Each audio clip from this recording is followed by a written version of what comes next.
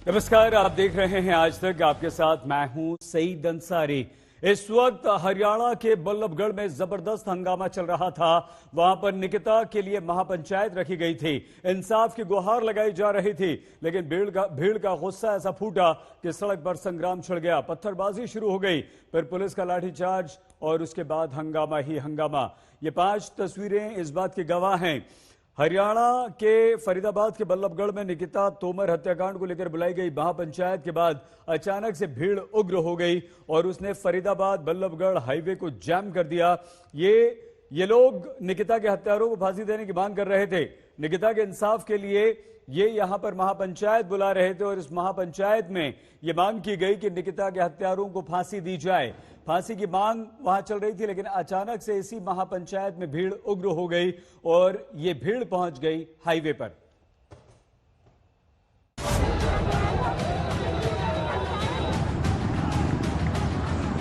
जमकर हंगामा हुआ,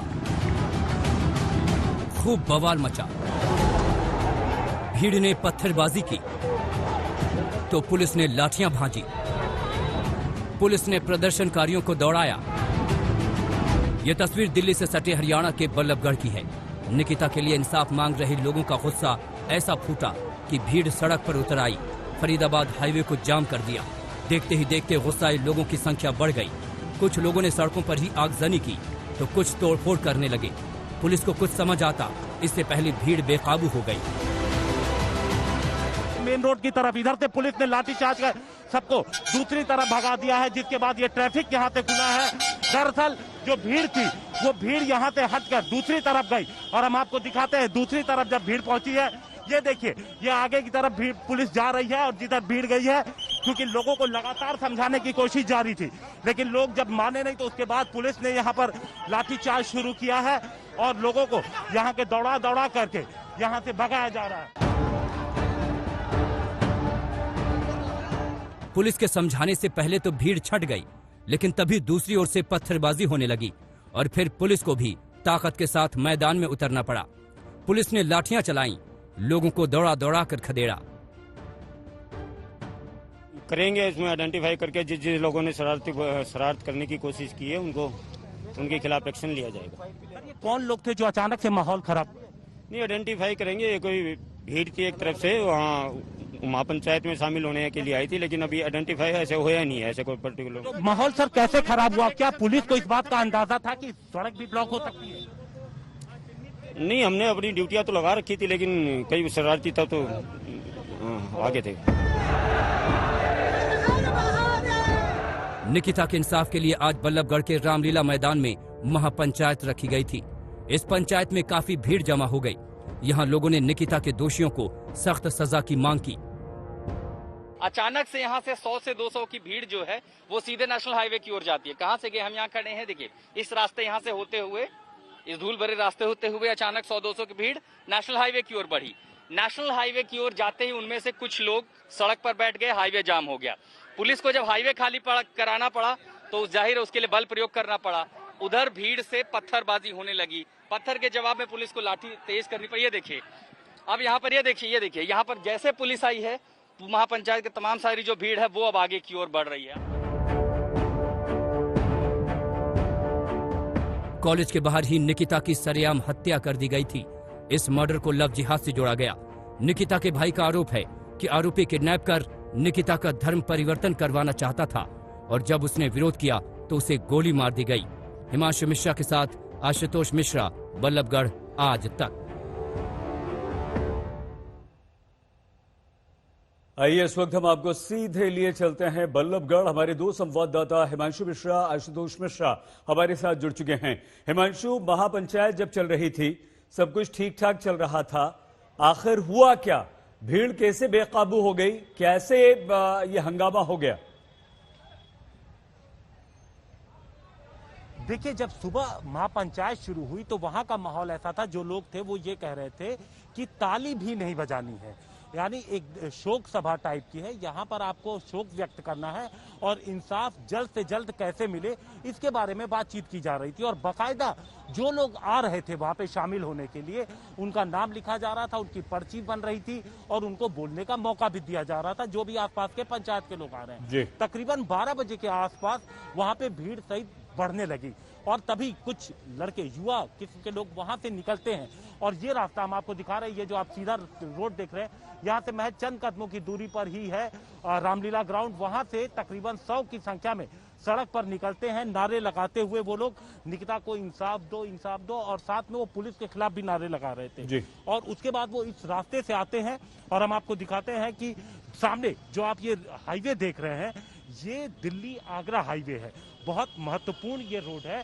इस रोड पे वो आकर बैठ गए, एक तरफ नहीं दोनों तरफ की उन्होंने ट्रैफिक पूरी तरीके से ब्लॉक कर दिया और उनके पास जो कुछ था उसमें उन्होंने आग लगा दिया। पुलिस पहुंची, पुलिस ने उनको पीछे किया और तकरीबन 100 मीटर के आसपास 50-100 मीटर के आगे जाने के बाद अचानक से कुछ लोग जो साइड की रोड होती है, जो सर्विस रोड है, वहां पे एक छोटा सा ढाबा था, उस पे तोड़फोड़ किए। वहां पुलिस के साथ धक्का मुक्की हुई और पुलिस ने वहां पर फिर बल प्रयोग किया, उनको वहां से भगाना शुरू किया। तभी दूसरी तरफ से पत्थरबाजी होने लगी। अब जो पत्थरबाजी हुई वो कौन लोग थे, जब हमने पुलिस से ये जानना चाहा तो पुलिस कह रही है कि उनकी पहचान करने की कोशिश की जा रही है। पुलिस का कहना है कि शरारती तत्व थे, उनकी पहचान करी जा रही है, उनकी कोशिश की जा रही है। और किसने लोगों को भड़काया, कौन लेकर के लोगों को अचानक से रोड पे पहुंचा और पत्थरबाजी किसने शुरू की, कहां से वो पत्थर आए, वो कौन लोग थे। ठीक है हिमांशु, एक मिनट आशुतोष के पास जा रहे हैं। आशुतोष, ये जो तस्वीरें हम आपको दिखा रहे हैं, आपने जो भेजी हैं, क्या इसके पीछे कोई राजनीति है? ये जो एक भीड़ आती है और पत्थरबाजी करती है और वो जो ट्रक सामने खड़ा हुआ दिख रहा है जिसमें पत्थर भरे हुए हैं, क्या इसके पीछे कोई साजिश है आशुतोष? जो ट्रक है जहां से ईंट के टुकड़े पत्थर के टुकड़े उठे थे, दरअसल वहां कंस्ट्रक्शन काम चल रहा है, इसलिए इसमें इस तरह से कोई साजिश या षड्यंत्र की जो प्रथम दृष्टया तस्वीर है वो नजर आती नहीं। लेकिन हाँ, पूरे परिदृश्य को समझिए कि महापंचायत बुलाई जाती है, निकिता के नाम पे चर्चा होती है, लव जिहाद पे नारे लगते हैं कि उनकी आबादी बढ़ जाएगी। यानी शोक सभा में जो नारे थे, जो बातचीत थी, वो मंजर कुछ और था। ये जो मेला ग्राउंड, दशहरा ग्राउंड, ये जो सारा माहौल आप देख रहे हैं, ये दरअसल इसी के लिए था। 500 लोगों को आना था, संख्या कुछ ज्यादा हो गई थी। 2 घंटे सब कुछ बहुत ठीक चल रहा था, जो भी हो रहा था, बातचीत हो रही थी। अचानक से 100 से 200 लड़कों का हुजूम यहां से उठता है और वो सीधा हाईवे की तरफ गया। वो पहली घटना होती है। पहली घटना में जब हिंसा हुई, पुलिस ने भीड़ को काबू किया। फिर आगे यहां से ऐसा भी नहीं है, यहां से ये भी कहा जा रहा था कि देखिए उपद्रव ना करे, हंगामा ना करे, आप अपनी बात कहने आए हैं। उसके बाद पुलिस का दल बल अंदर की तरफ आता है, पूरी की पूरी भीड़ फिर निकलती है, फिर यहां से आगे हाईवे की ओर जाती है। जैसे हाईवे की ओर जाती, पुलिस तुरंत आक्रामक हो गई। इसके पहले हाईवे ब्लॉक होता, तुरंत बल प्रयोग किया गया, लाठियों का इस्तेमाल किया गया और हर किसी को तुरंत खदेड़ दिया गया था। हम आगे जाने की कोशिश किए थे, कई सारे लड़के हमारे पास कैमरा कह रहे हैं कि आप कैमरा लेके पीछे हट जाइए वरना कैमरा तोड़ देंगे। तो इससे ये अंदाजा लगाइए कि दरअसल आए किस लिए थे, हो क्या रहा था और हो क्या गया था। जो कुछ हुआ वो तस्वीरों में कैद है। बिल्कुल आशुतोष। हिमांशु, पुलिस का जो एक्शन है, पुलिस की जो कार्रवाई है, अगर ये कार्रवाई नहीं होती, अगर ये लाठीचार्ज नहीं होता तो क्या स्थिति तब बिगड़ती, या पुलिस ने समय रहते इन लोगों को खदेड़कर स्थिति को नियंत्रण में कर लिया?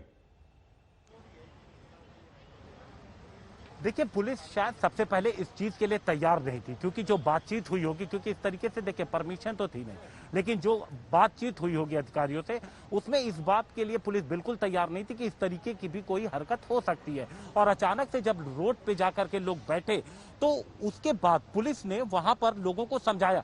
जो सबसे पहले मैं बताता हूं, ठीक इसी जगह पर सामने आप जो देख रहे हैं, यहीं पर फ्लाईओवर के ऊपर डिवाइडर चढ़ के लोग पहुंचे और उस रोड को पूरी तरीके से जब ब्लॉक किया तो पुलिस ने उनको समझाया। और यहाँ पर जब पहली बार 12:30 उस वक्त 12:20 हो रहे थे, कोई भी यहाँ पे लाठीचार्ज नहीं हुई, किसी तरीके की कोई पत्थरबाजी नहीं हुई। यहाँ से पुलिस सबको समझा करके आगे की तरफ ले गई। अच्छा, पत्थरबाजी पुलिस पर हुई क्या है? वो लगातार बातचीत कर रहे थे और बातचीत करके, जी बिल्कुल, मैं आपको बता रहा हूं, जब यहां से वो पीछे की तरफ गए, तकरीबन 100 मीटर के आगे एक कट है, वहां पर साइड में एक छोटा सा ढाबा है, वहां पर पुलिस वालों के साथ धक्का मुक्की हुई, क्योंकि मैं वहीं पर मौजूद था, और एक छोटा सा ढाबा था, उसमें तोड़फोड़ शुरू हुई।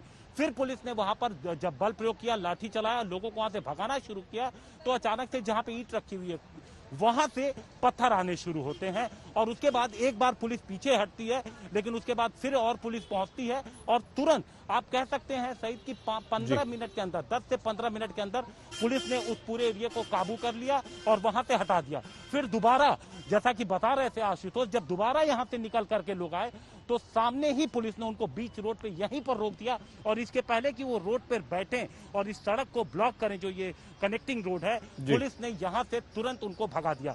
तो पहले पुलिस एक बार जरूर पीछे बैकफुट पे थी, लेकिन उसके बाद जब पुलिस एक्शन में आई तो कहीं पर किसी तरीके से उपद्रवियों को हावी होने नहीं दिया। ठीक है जी आशुतोष, स्थिति इस समय क्या है?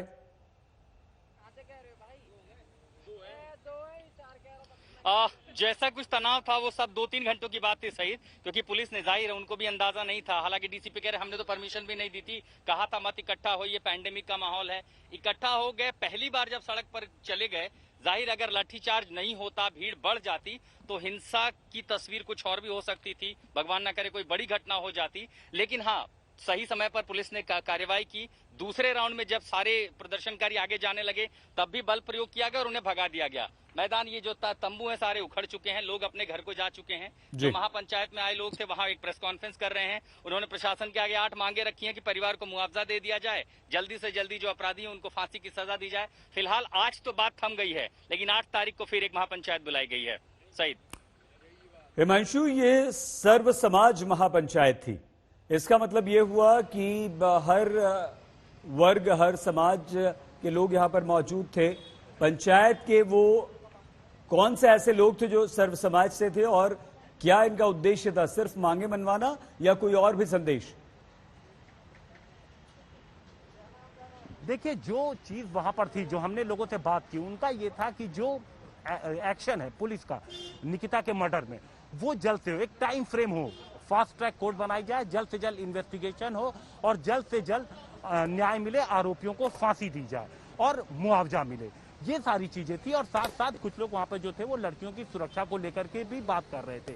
लेकिन बीच बीच में कुछ लोग ऐसे भी थे जिनके बयान काफी भड़काऊ थे और वो जो मेन चीज थी उससे अलग हटकर के भी कई लोगों ने बातें की।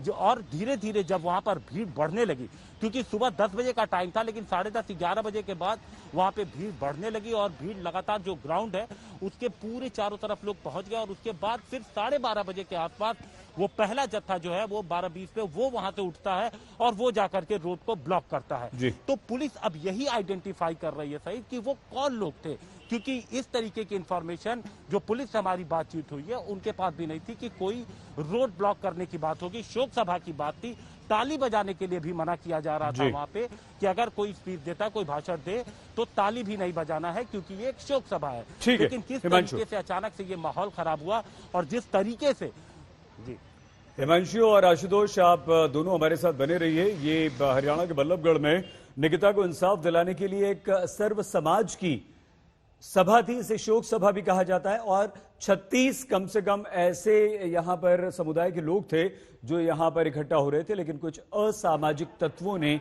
वहां पर हंगामा करने की कोशिश की, पुलिस को लाठीचार्ज करना पड़ा। बहन बेटियों की इज्जत से खेलने वालों की अब बिल्कुल खैर नहीं। उत्तर प्रदेश के मुख्यमंत्री योगी आदित्यनाथ ने लव जिहाद के खिलाफ कानून बनाने का ऐलान कर दिया है। मुख्यमंत्री योगी आदित्यनाथ ने कहा है कि लव जिहाद का राम नाम सत्य की यात्रा का अब समय आ चुका है।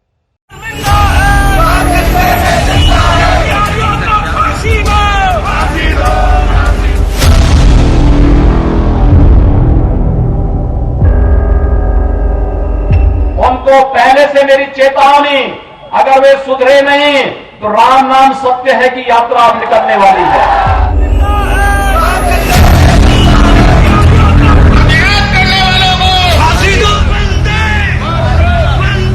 शादी ब्याह के लिए धर्म परिवर्तन आवश्यक नहीं। पहचान छिपाकर बहन बेटियों की इज्जत से खिलवाड़ करने वालों की अब खैर नहीं। धर्म छिपाकर बेटियों को धोखा देने वाले खबरदार। यूपी के मुख्यमंत्री योगी आदित्यनाथ ने कुछ इसी अंदाज में हुंकार भरी। उन्होंने धर्म विशेष को चेतावनी वाले अंदाज में कहा, अगर अब न सुधरे तो राम राम सत्य है की यात्रा अब निकलने वाली है। छद्मवेश में चोरी छिपे, नाम छुपा करके, स्वरूप छुपा करके जो लोग बहन बेटियों की इज्जत के साथ खिलवाड़ करते हैं, उनको पहले से मेरी चेतावनी, अगर वे सुधरे नहीं तो राम नाम सत्य है की यात्रा अब निकलने वाली है। योगी सरकार मिशन एंटी रोमियो के बाद लव जिहाद के खिलाफ अभियान चलाने जा रही है। हरियाणा सरकार ने योगी के ऐलान पर हाँ में हाँ मिलाई और लव जिहाद के खिलाफ कानून लाने पर सहमति जता दी। लव जिहाद के खिलाफ हिंदू संगठन गुस्से में है। हाल में लगातार प्रदर्शन हो रहे हैं। विश्व हिंदू परिषद और बजरंग दल तो काफी पहले से लव जिहाद के खिलाफ सड़क से लेकर सरकार तक अपनी आवाजें बुलंद करते रहे हैं। योग गुरु बाबा रामदेव भी आज खुश तो बहुत होंगे। उन्होंने 2 दिन पहले ही लव जिहाद के खिलाफ कानून की मांग की थी और देखिए योगी सरकार ने उनकी सुन ली। निकिता बेटी से लेकर के और जिस प्रकार से ये निशंस हत्याओं का एक दौर चल रहा है लव जिहाद के नाम पर, ये बहुत ही शर्मनाक है। और इस्लाम के सभी बड़े मुल्ला मौलवियों मौलानाओं से लेकर के जिम्मेदार लोगों को इसको की खिलाफत करनी चाहिए और कोई भी गुंडा, कोई भी एक शैतान हैवान व्यक्ति इस तरह से कोई हरकत न कर पाए, ऐसी भारत में कठोर कानून व्यवस्था भी होनी चाहिए। सीएम योगी आदित्यनाथ ने लव जिहाद के खिलाफ जिस कानून का ऐलान किया है उसमें अभी वक्त लगेगा, लेकिन योगी की दहाड़ बता रही है कि देर सही लेकिन कानून जरूर आएगा। लव जिहाद का राम नाम सत्य जरूर होगा। उनको पहले से मेरी चेतावनी, अगर वे सुधरे नहीं तो राम नाम सत्य है की यात्रा अब निकलने वाली है। आज तक ब्यूरो। लव जिहाद के खिलाफ मुख्यमंत्री योगी आदित्यनाथ ने कानून बनाने का ऐलान तो कर दिया, लेकिन कानूनी पेच इसमें लंबा है। अभी तक तो आईपीसी में लव जिहाद की परिभाषा ही तय नहीं। ऐसे में सवाल यह है कि कानून कैसे बनेगा, किस आधार पर बनेगा।